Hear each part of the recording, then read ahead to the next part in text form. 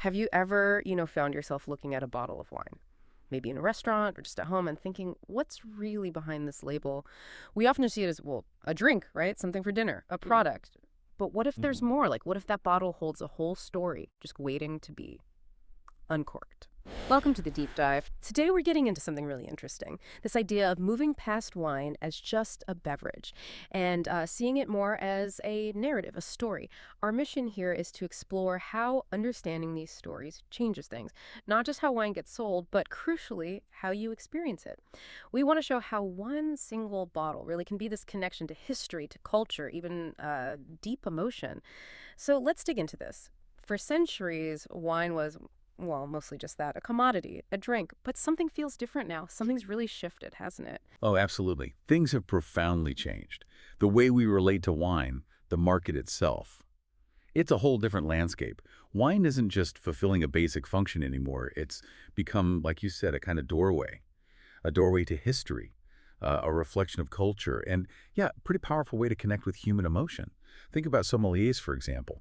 Our role isn't just suggesting a bottle based on, say, price or what food you're having. It's really about being that bridge. Connecting the producer, the person who poured their heart into it, Yeah. with you, the person enjoying it, and storytelling.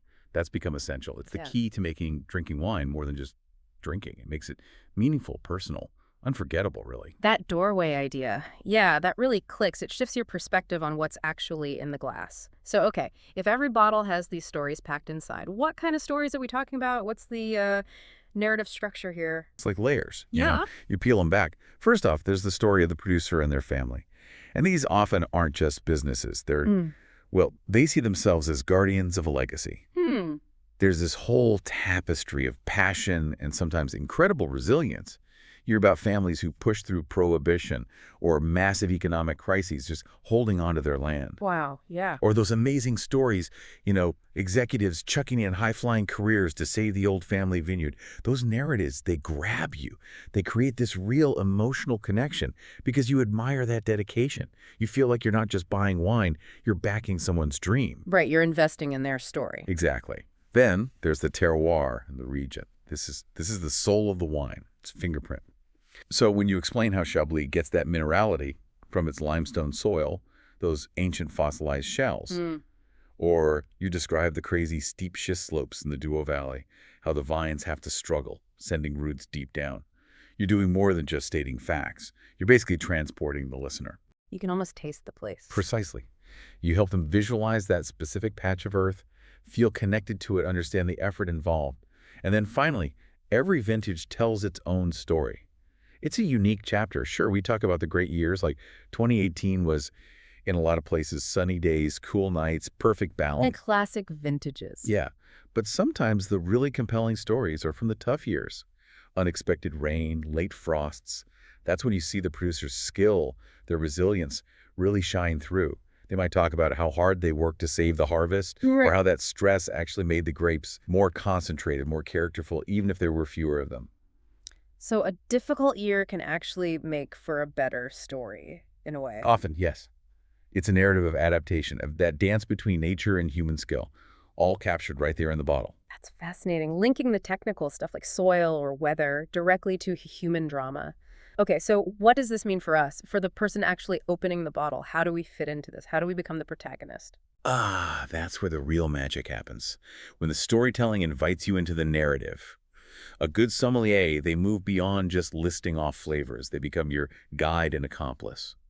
The skill is in personalizing it, not just for the food or your taste, but for your own history, your emotions. How do they do that? Well, instead of just, do you like dry or fruity? They might ask more open-ended things, like, what kind of wine did you maybe drink with your parents growing up? Or, tell me about your last amazing trip. What wines did you enjoy there? Ah, okay, so it taps into memories. Exactly. It's not just gathering data, it's weaving connections. The wine then becomes, well, a catalyst for memories. Hmm. Maybe it represents a past celebration, or it's the perfect companion for something new you're starting. It turns a simple purchase into almost a journey of self-discovery. You're not just getting a product, you're getting a piece of your own history bottled. Hmm. The sommelier just helps make that connection, ensuring the client really resonates with you personally. A piece of your own history bottled. I really like that. It makes the whole act of choosing feel more significant. But okay, beyond our personal stories, what about the wine itself? The liquid in the bottle. How does it tell a story? What are its plot points? Great question. You can think of the grapes and the winemaking process as characters in the story. Cabernet Sauvignon might be the powerful king, Hmm. bold, structured. Pinot Noir, maybe the elegant queen, more nuanced, sometimes a bit temperamental. Right. And the vinification, the actual making of the wine, that's a magical and complex transformation. Yeah. We can explain how controlling fermentation temperatures, choosing specific yeasts, and then that crucial time in oak barrels. That's like the wine's maturity stage. The type of oak matters too, right? French, American. Hugely. French, American, Hungarian oak, the level of toast inside the barrel, it all sculpts the wine's final personality. Think of the oak as a kind of silent partner in the story, adding its own voice, its own character notes, like a subplot enriching the main theme. Okay. And the label. Right, the labels and traditions. Often they're like little works of art, full of symbols, history. If you tell the story behind the wine's name or the design, maybe a family crest, like seeing an old castle on the label, or a name like Dominus, it adds this rich cultural and historical layer. It makes buying it feel like exploring heritage. And this all connects to why we actually buy it, presumably. Absolutely. Emotion is a huge purchase trigger. And it's not just, emotion sells, it's deeper. Our brains are wired for narrative. We remember stories much better than lists of facts. That makes sense. So a wine isn't just fermented grape juice. It's the celebration you poured it for, the memory of that trip, the promise of a romantic evening. We use sensory descriptions to tap into that. The smell might take you right back to Italy, or the taste reminds you of a family meal. These affective memories, they stick with you. They're way more powerful than just tasting notes, and that's what builds real loyalty. The neuroscience angle is really interesting there. Okay, so we've got the people, the place, the year, the process, the packaging. Let's get practical. Can you give us some examples? What are the main ways these stories get told? Yeah, we can break it down into roughly three main types. First, regional storytelling. This is all about authenticity, the cultural fabric of a place. Think Bordeaux. You can tell the story of the river, the Gironde splitting the region, left bank, gravel soils, Cabernet Sauvignon, more structure, right bank, clay, limestone, Merlot, softer, fruitier wines. The classic divide. Exactly. Or the history of that 1855 classification, which still shapes how we see those wines. Or take Burgundy, Bourgogne. That's the absolute pinnacle of the terroir idea. You dive into that complex hierarchy, regional wines, village wines, premier crus, grand crus, each tiny plot having its own identity. And the monks. Ah, yes, the Cistercian and Benedictine monks. Centuries ago, painstakingly mapping out the climates, those specific vineyard sites. That history is crucial to Burgundy's story. And you can contrast the structured Pinot Noir of the Côte de Nuit with the elegant Chardonnays and Pinots from the Côte de Beaune. Okay, so that's old world. What about somewhere newer? Good point. Yeah. Look at Napa Valley. Its story is different innovation, boldness, a rapid rise. We talk about its microclimates, mountain fruit giving acidity and tannin versus the richer valley floor fruit. And of course, the Judgment of Paris in '76. That's a killer story. Californian wines beating the French. Talk about audacity. Right, the underdog story. Definitely. Then the second type is producer storytelling. This gets into the soul behind the bottle. Right. Often focuses on smaller, medium-sized producers, their passion, their challenges, their philosophy. This could be about their commitment to, say, biodynamics following cosmic rhythms, lunar cycles, no synthetic chemicals, aiming for this really pure expression of their land. Or sustainability, focusing on water conservation, renewable energy, biodiversity, cutting their carbon footprint. Or natural wines, minimal intervention, wild yeasts, little or no added sulfur, trying to let the wine be itself, as raw and complex as possible. So it's about why they make wine the way they do and the struggles involved. Exactly. The human touch is key. Maybe they still use horses to plow, or you hear about their fight against crazy weather or financial hurdles. Let me give you a concrete example. Vinícola Quintal do Sol in Brazil's Serra Gaúcha, founded by Ana Lucia and Pedro. They were urban agronomists, left corporate jobs, bought an abandoned vineyard. Wow. That takes courage. Totally. And they faced everything, local resistance, surprise frosts, pests you wouldn't believe. Their whole philosophy became about telling stories of passion, resilience, and the magic of nature. Their Aurora, Merlot, named for new beginnings, it literally embodied their triumph. People buying that bottle. They weren't just getting Merlot. They were buying into that story of courage, of making a dream happen against the odds. That stuff resonates. That's a great example. Really brings it home. Okay, so regional producer. What's the third type? The third is product storytelling. This is where you zoom right in on one specific wine, exploring its unique character. For aged wines, the story is an odyssey of time. You talk about the careful selection of vine clones, the microclimate's influence, whether harvest was by hand or machine, the type of fermentation vessel. But the real narrative unfolds during maturation. The type of oak, French, American, maybe Hungarian, the toast level, whether the barrel is new or old, that's the wine's reflection period, where it develops its depth. Right. You can highlight special vintages, those legendary years where everything just clicked.